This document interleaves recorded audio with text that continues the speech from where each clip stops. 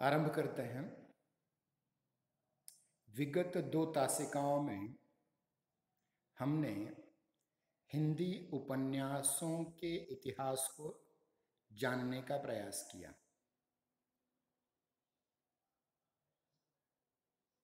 इसमें 3 युग हमने देखे: प्रेमचंद पूर्व युग, प्रेमचंद युग और उसके उपरांत प्रेमचंद उत्तर युग। प्रेमचंद पूर्व युग में हमने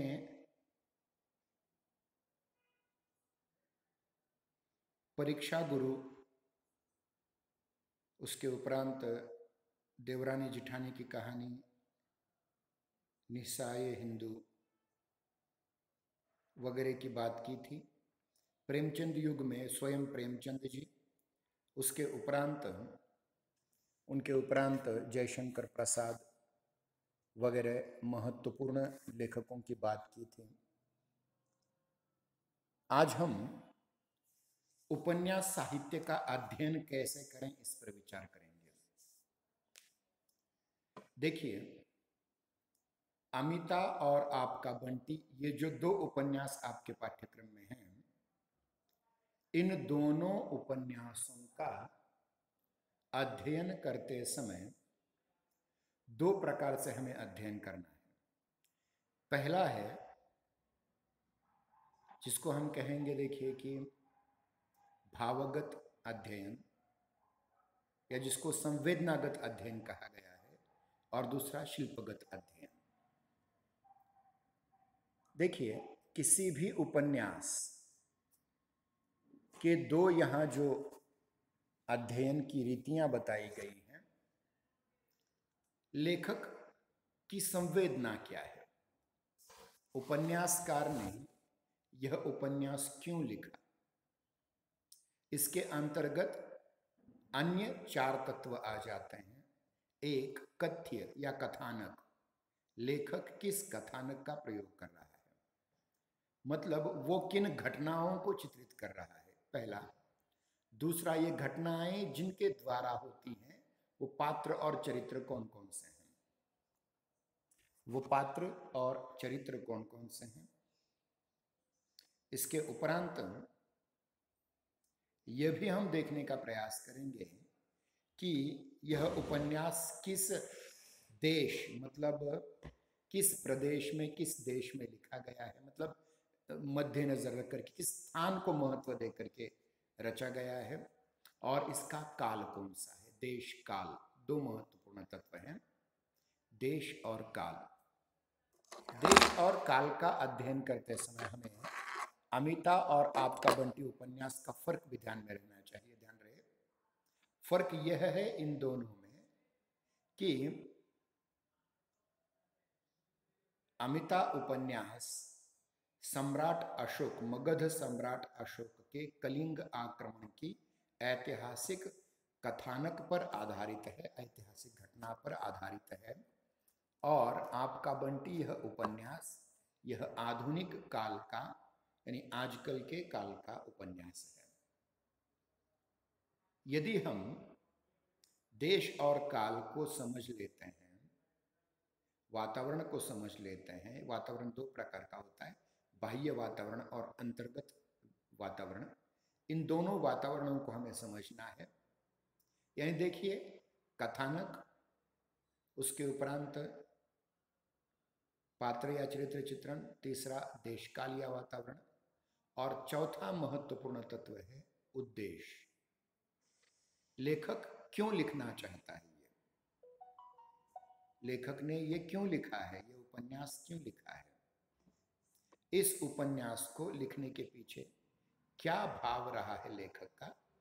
अगर आप, मैंने जो PDF भेजी थी अमिता उपन्यास की, तो उसमें जो समर्पण किया गया है लेखक के द्वारा, यशपाल के द्वारा, उसको अगर हम पढ़ें तो इस उपन्यास का उद्देश्य स्वतः स्पष्ट हो जाता है। भावी युद्धों की आशंका से त्रस्त और विश्व शांति की इच्छुक मानवता की ओर से भारत के प्रधानमंत्री पंडित जवाहरलाल नेहरू द्वारा विश्व शांति के लिए किए गए प्रयत्नों के प्रति सराहना में समर्पित। मतलब ये उपन्यास किस लिए लिखा गया है कि पहले दो विश्व युद्ध हो चुके थे, आप जानते हैं, स्वाधीनता से पहले, और आगे युद्ध न हो, इसलिए जो प्रयास करने वाले लोग थे उनमें हमारे भारत के पहले प्रधानमंत्री पंडित जवाहरलाल नेहरू जी प्रमुख थे, और विश्व शांति के इस इच्छुक और मानवता की ओर ले जाने वाले ऐसे पंडित जवाहरलाल नेहरू जी को ये उपन्यास समर्पित किया है। इसका मतलब यह है कि इस उपन्यास का उद्देश्य विश्व शांति है, या यूं कहें युद्धों का विरोध है, मानवता की पूजा है, मानवता की सराहना है। इसलिए इस बात को आप कभी न भूलें कि इस उपन्यास का मूल उद्देश्य क्या है।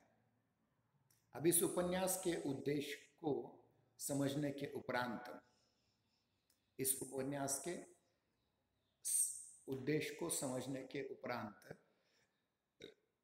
जो इसके शिल्प पक्ष की बात है उनको भी समझना पड़ेगा। शिल्प पक्ष में प्रायः 3 तत्व आ जाते हैं: भाषा, शैली और संवाद। ध्यान रहे, भाषा, शैली और संवाद। संवाद जिनको कथोपकथन भी कहा जाता है। मतलब हम उपन्यास को समझें, अमिता उपन्यास को समझें, या आपका बंटी उपन्यास को समझें, या किसी भी कहानी को समझें, तो हमें उसको 2 विभागों में व्यक्त करके पढ़ना चाहिए। एक संवेदनागत अध्ययन, दूसरा शिल्पगत अध्ययन।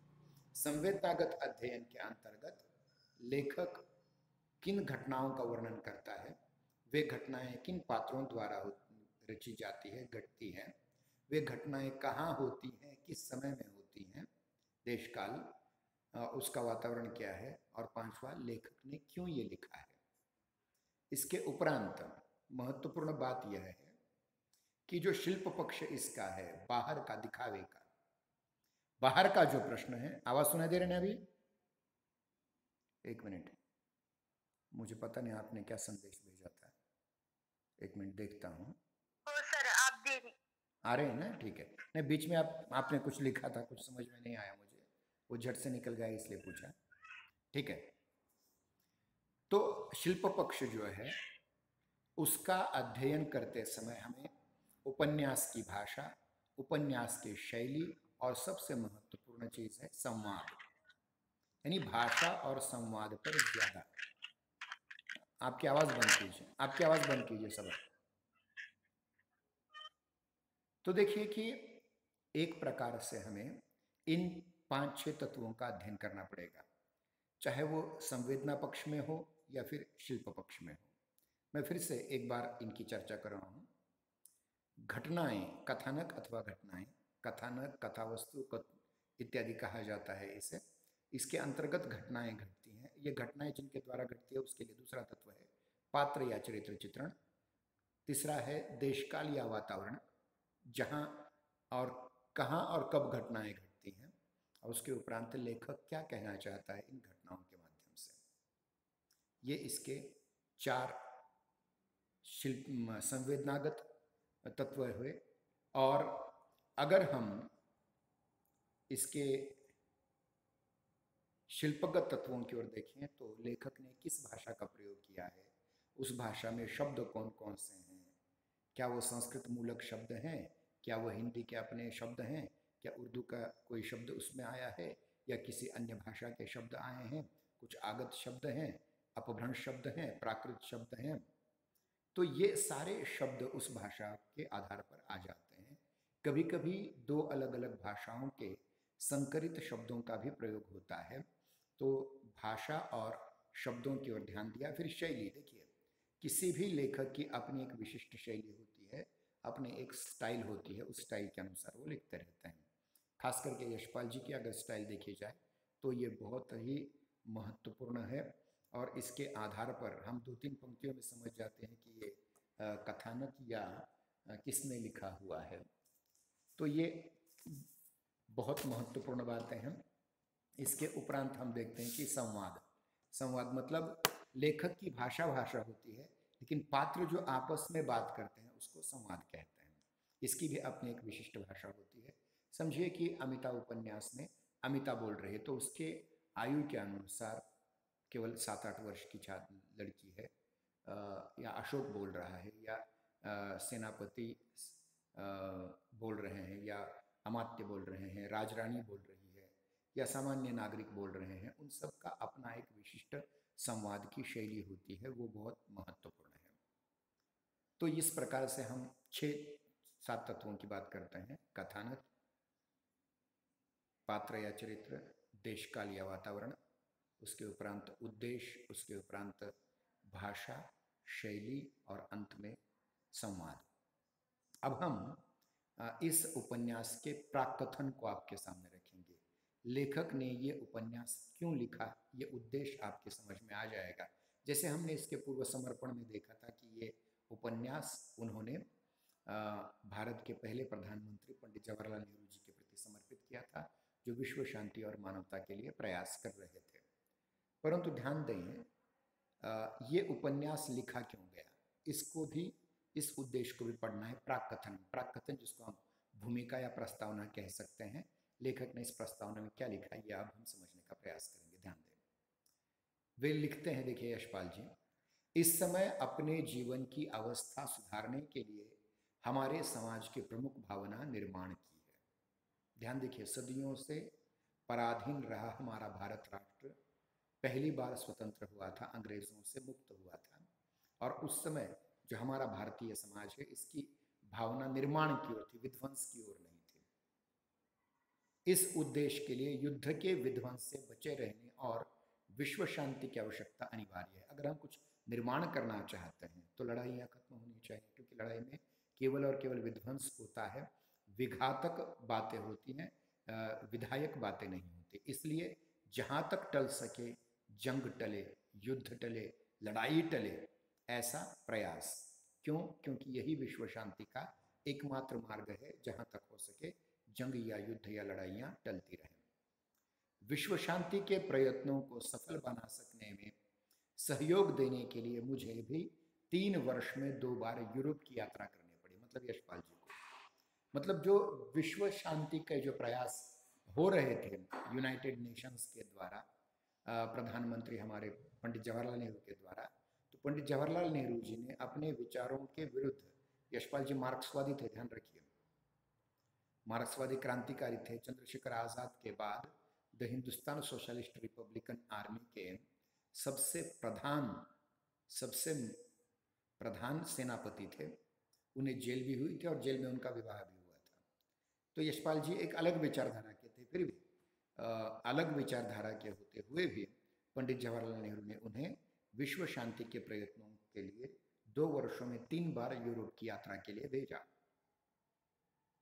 स्वभावतः मेरे इस उपन्यास में युद्धों द्वारा लक्ष्यों को प्राप्त करने की अथवा समस्याओं को सुलझाने की नीति की विफलता की कहानी का मेरुदंड बन गई है। मतलब ये जो उपन्यास उन्होंने लिखा, इस उपन्यास की जो कहानी है, कथानक है, मतलब उन्होंने जब विश्व शांति के प्रयास के लिए 3 बार यूरोप की यात्रा की थी, यशपाल जी ने, पंडित जवाहरलाल नेहरू जी के कहने पर, हमारे पहले प्रधानमंत्री जी के कहने पर, तो इस यात्रा में, इन तीनों यात्राओं में उन्होंने जो कुछ देखा उसका प्रभाव उनके इस लेखन पर आ गया। ध्यान रखिए, हमारे जो अनुभव होते हैं उन्हीं अनुभवों को हम लिखते हैं, कहते हैं, बताते हैं, अभिव्यक्त करते हैं।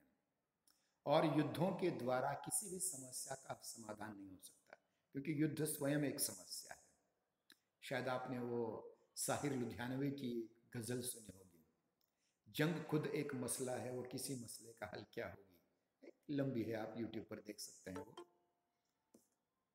तो मेरे कहने का तात्पर्य यह था कि पंडित जवाहरलाल नेहरू जी ने यशपाल जी को यूरोप के 3 यात्राओं पे भेज दिया, और उसका परिणाम ये हो गया कि 2 विश्व युद्ध सहे थे यूरोप ने। आप जानते हैं, पहला विश्व युद्ध बिस्मार्क जर्मनी के द्वारा शुरू किया गया था, और दूसरा हिटलर के द्वारा शुरू किया गया था। और जर्मनी, इटली एक ओर थे और संपूर्ण विश्व एक ओर था, जिसमें हिटलर हार गया।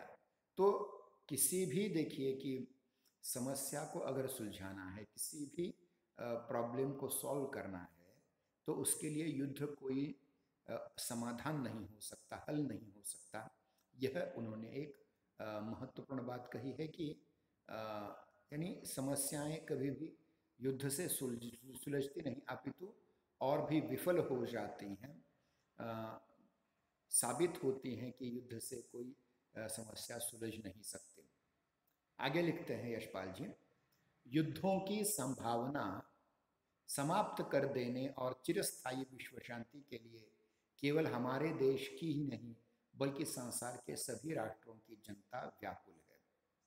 सारे राष्ट्र जितने भी हैं, भारत सहित जितने भी देश हैं, उन सबके लोगों को युद्ध नहीं चाहिए।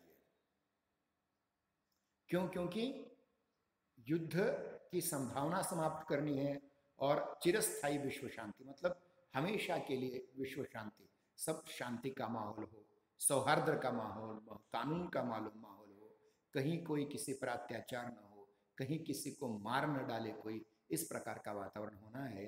तो उसके लिए सभी लोग प्रस्तुत हैं। कोई भी व्यक्ति जंग नहीं चाहता, कोई भी व्यक्ति युद्ध नहीं चाहता। जो युद्ध चाहते हैं वो मनुष्य नहीं अपितु राक्षस हैं, भूत हैं, ध्यान रहे, इब्लिस हैं, शैतान हैं। जिन देशों ने युद्ध के विध्वंस को अपनी छाती पर सहा है, निश्चय ही वे विश्व शांति के लिए हमारे देश से भी अधिक उत्सुक हैं। उदाहरण के रूप में उन्होंने कहा जापान का उदाहरण। आप जानते हैं दूसरे विश्व युद्ध में जापान ने जब अमेरिका का एक बंदरगाह नष्ट कर दिया तो उसके विरोध में अमेरिका ने नागासाकी और हिरोशिमा, इन दो जापान के नगरों पर बम बरसाए और जिसकी वजह से अनेक पीढ़ियां लूली लंगड़ी पैदा होने लग गई। तो जापान ये पहला राष्ट्र था जिसने कभी युद्ध न करने का निर्णय लिया था। और उसी प्रकार से जिन लोगों ने युद्ध सहा है, युद्धों के विध्वंस को सहा है, वे सारे के सारे राष्ट्र कभी भी युद्ध नहीं चाहते। ये सच्चाई यहाँ प्रकट की गई है। आगे लिखते हैं लेखक, आज मानव समाज युद्धों की संभावना को समाप्त कर देना अपने बस के बाहर की बात नहीं समझता। यह सच्चाई है। युद्ध कभी भी समाप्त नहीं होंगे, कुछ ना कुछ होता रहेगा।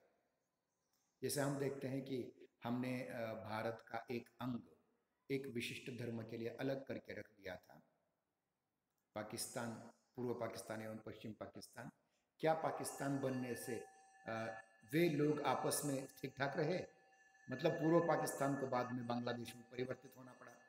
तो ये युद्ध जंग चलती रहेगी, लेकिन जहां तक संभव हो युद्ध टालने का हम प्रयास करेंगे। यानी कुछ लोग, यानी मानव समाज जो है, युद्धों की संभावना को समाप्त कर देना अपने बस के बाहर की बात नहीं समझता।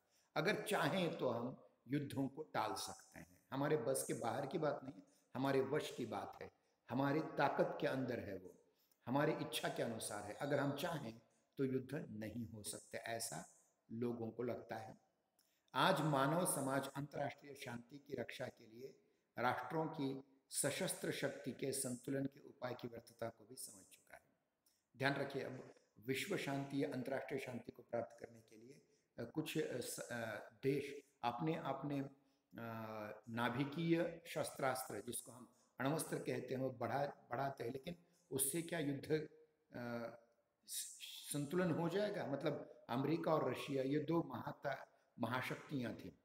अमेरिका जैसे कोई उन्नति करता था, अमेरिका उससे ज़्यादा उन्नति करने का प्रयास करता। अब देखिए इसके बीच अब चीन भी आ गया है। हो सकता है आगे भारत भी इस शक्ति संतुलन में, हम भी ज़्यादा शक्तिशाली बने, इस रेस में आ जाए। परंतु दो राष्ट्र या अनेक राष्ट्र जो दो खेमों में बटे हुए हैं, दो अलग अलग विभागों में बटे हुए हैं, वे अपनी अपनी शक्ति बढ़ाएंगे तो क्या युद्ध रुक पाएगा? नहीं। केवल शक्ति बढ़ाने से युद्ध रुकेंगे नहीं, अपितु शक्ति बढ़ाने से युद्ध की संभावना और अधिक बढ़ती है। मानव समाज यह भी देख रहा है कि विध्वंस की शक्ति को बढ़ा सकने की कोई सीमा नहीं है। मतलब अगर देखा जाए, भारत ने कोई अणुबम बना दिया तो आगे चल करके हाइड्रोजन बम, नाइट्रोजन बम बनेंगे। इसकी कोई विकास की कोई सीमा नहीं है, अपितु ये बढ़ता जाएगा, बढ़ता जाएगा, बढ़ता जाएगा। ऐसा माना जाता है कि रशिया के अध्यक्ष के पुतिन के पास एक ऐसा सूटकेस है, और उस सूटकेस को खोलते ही लाल बटन अगर दबा दिया जाए तो संपूर्ण धरती के करोड़ों टुकड़े हो जाएंगे। इतना विध्वंसकारी बम उसके एक सूटकेस में है। मतलब देखिए, इसकी कोई सीमा नहीं है। ये शस्त्रास्त्र तो बढ़ते जाएंगे, बढ़ते जाएंगे, बढ़ते जाएंगे।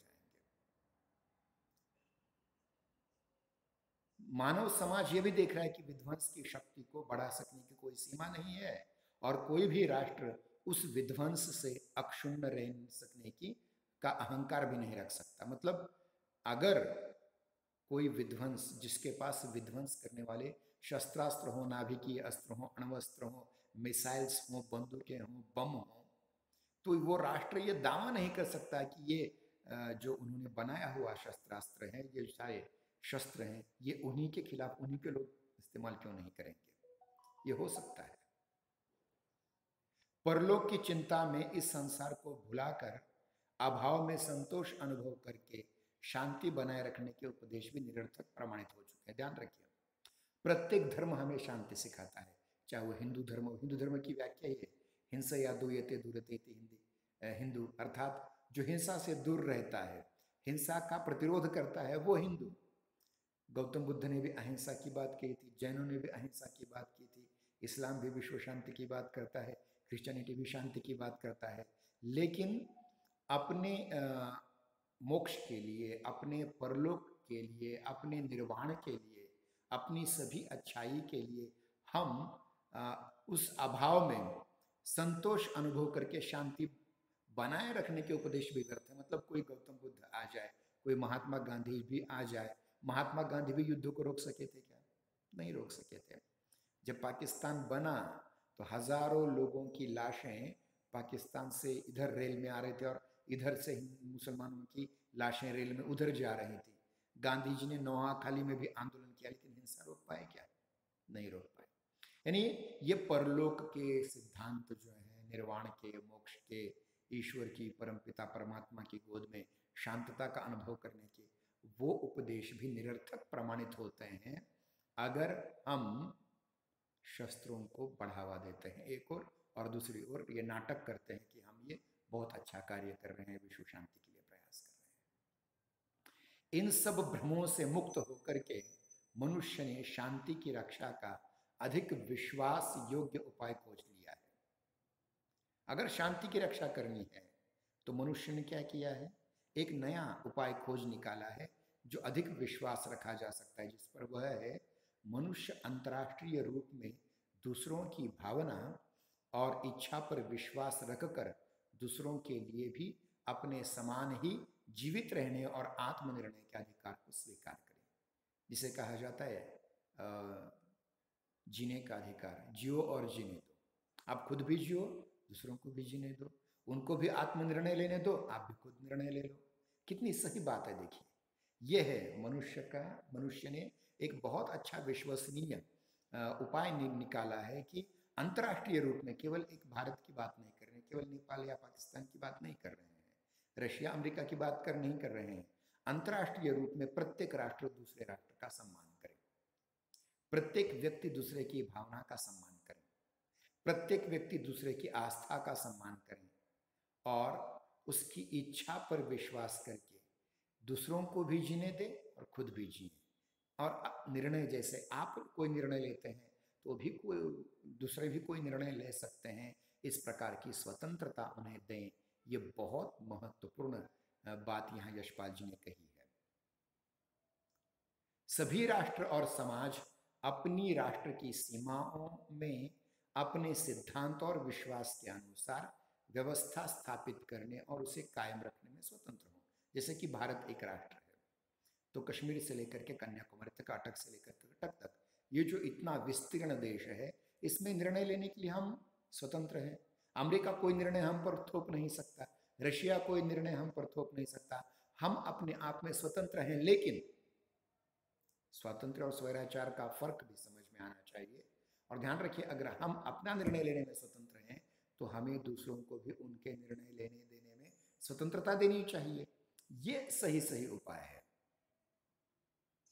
जीवन में समृद्धि और संतोष पाने का मार्ग अपनी शक्ति को उत्पादन में लगाता है, दूसरों को डराकर और मारकर छीन लेने में लगा नहीं देता।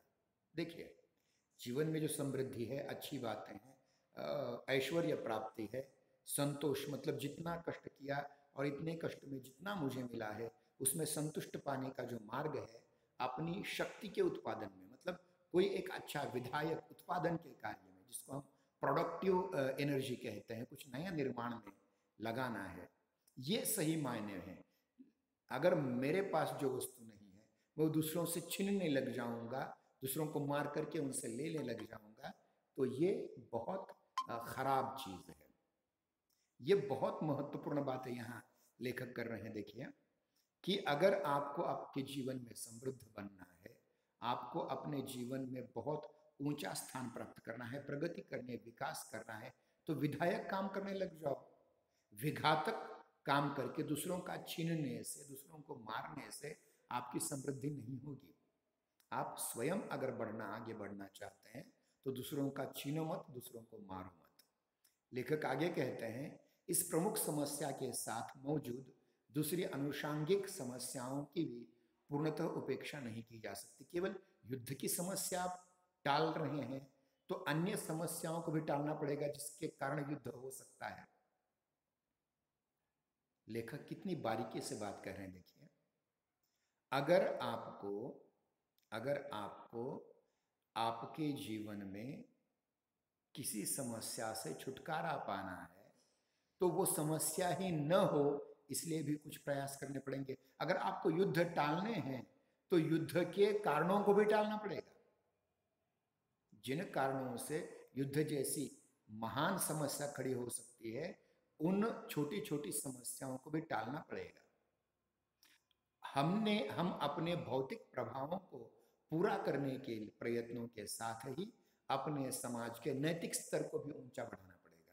मतलब अगर हमारे पास पैसा कम है तो हम ज्यादा पैसा कमाएं, अगर हमारे पास घर नहीं है तो ज्यादा पैसा कमा करके भवन बनवाएं, अगर हमारे पास फ्रिज नहीं है, टीवी नहीं है, मोटर गाड़ी नहीं है, आप अनिवार्यता लेना पड़ेगा। आपके पास कंप्यूटर चाहिए, सब चाहिए, ये भौतिक संसाधन तो आपके पास जरूर चाहिए, लेकिन साथ ही साथ नैतिक स्तर को भी बढ़ाना पड़ेगा। मतलब ये अगर टेलीविजन आप कमाना चाहते हैं, अगर आप फ्रिज कमाना चाहते हैं, आप बंगला गाड़ी कमाना चाहते हैं, तो ये अनैतिक मार्ग से नहीं अपितु अपनी हलाल की कमाई से, आराम की कमाई से नहीं, किसी का छीन करके नहीं, किसी का चोरी करके नहीं, अपितु अपने पसीने की कमाई से कमाना पड़ेगा। ये नैतिक स्तर की ऊंचाई है। इतना ही नहीं, वे आगे कहते हैं कि व्यक्ति और समाज की नैतिकता का प्रयोजन किसी एक व्यक्ति का नहीं, केवल मैं नहीं, सारे समाज के सभी लोग नैतिक आचरण करने वाले होने चाहिए। वरना एक राजनेता रिश्वत खा रहा है, एक अधिकारी रिश्वत खा रहा है और मैं कभी रिश्वत नहीं दूंगा अकेले, इससे काम नहीं चलेगा। प्रत्येक व्यक्ति, समाज के प्रत्येक व्यक्ति ने नैतिकता का प्रयोजन अपने उद्देश्यों की प्राप्ति के लिए अधिक समर्थ हो सकना ही है। मतलब नैतिकता जिसको मोरल वैल्यूज कहते हैं, नैतिक मूल्य कहते हैं, ये नैतिक मूल्य एक व्यक्ति में नहीं, एक समाज में नहीं, बल्कि प्रत्येक समाज के प्रत्येक व्यक्ति में अगर आ गए तो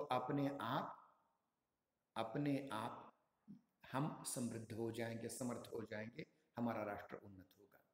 अनैतिक विचार और व्यवहार व्यक्ति और समाज के शरीर को घुन और क्षय रोग के समान क्षीण कर देते हैं।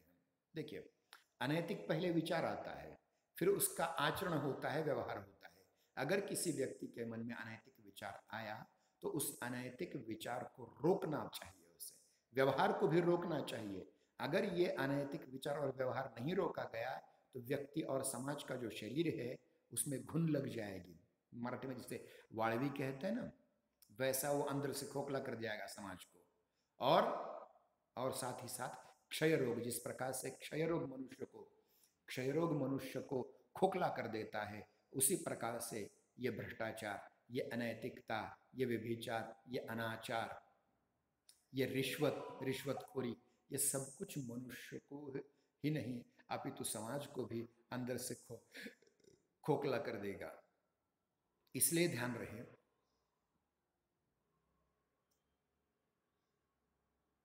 व्यक्ति और समाज के विकास के लिए नैतिक बल की अनिवार्य आवश्यकता है।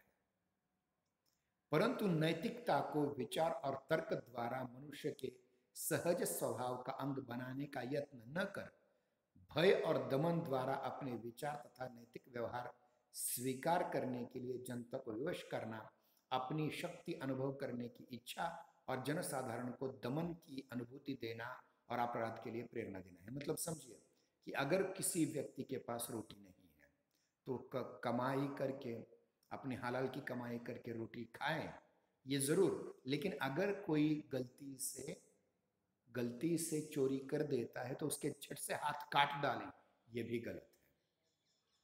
मतलब नैतिकता मनुष्य के व्यवहार का स्वाभाविक अंग बनकर के आनी चाहिए, न कि दंड के भय से, क्योंकि दंड का भय कभी न कभी एक एक क्षण के लिए उस भय से वो अलग हो जाएगा व्यक्ति और अपराध के लिए प्रेरणा देगा। इसलिए राज्य को भी ये चाहिए, सरकार को भी ये चाहिए कि हम सदैव लोगों को दंड सजा की जगह उनके नैतिक आचरण पर उन्हें छोड़ दें।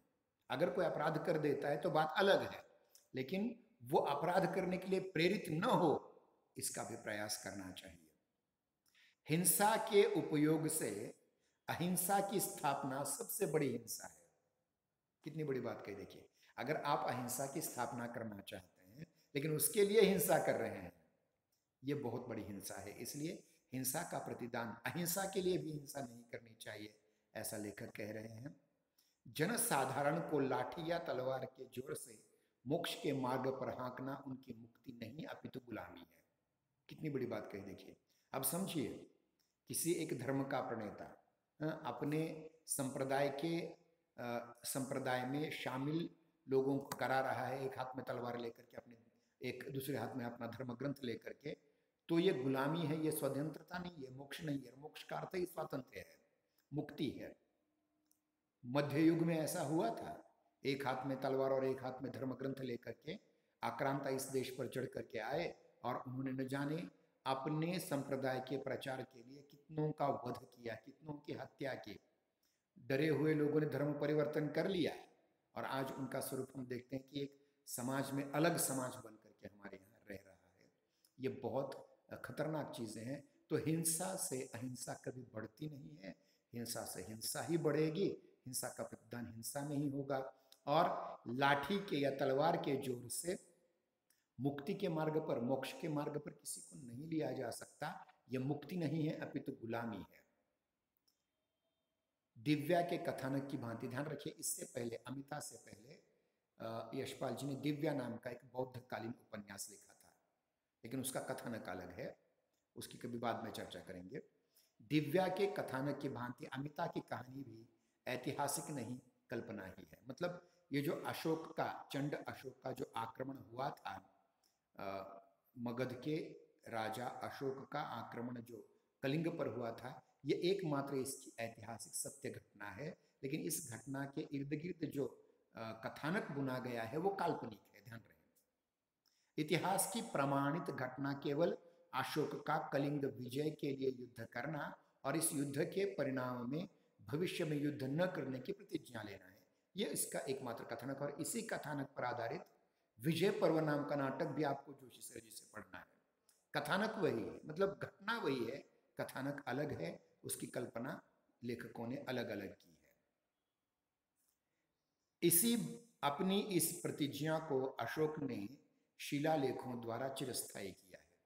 वो प्रतिज्ञा भूल न जाए, इसलिए उसने पत्थरों पर उत्कीर्ण किया कि मैं अब से युद्ध नहीं करूंगा, तलवार हाथ में नहीं लूंगा, वगैरह वगैरह। इस काल्पनिक कहानी का जितना अंश ऐतिहासिक है, इस काल्पनिक कहानी का उतना ही अंश ऐतिहासिक है जो अशोक ने युद्ध से विरत होकर के शिलालेख लिखे थे। यह उपन्यास मेरे 2 बार विश्व शांति सम्मेलनों में यूरोप जाने के व्यवधान में लिखा गया। मतलब ये उपन्यास लिखते समय उन्हें 2-3 बार यूरोप जाना पड़ा।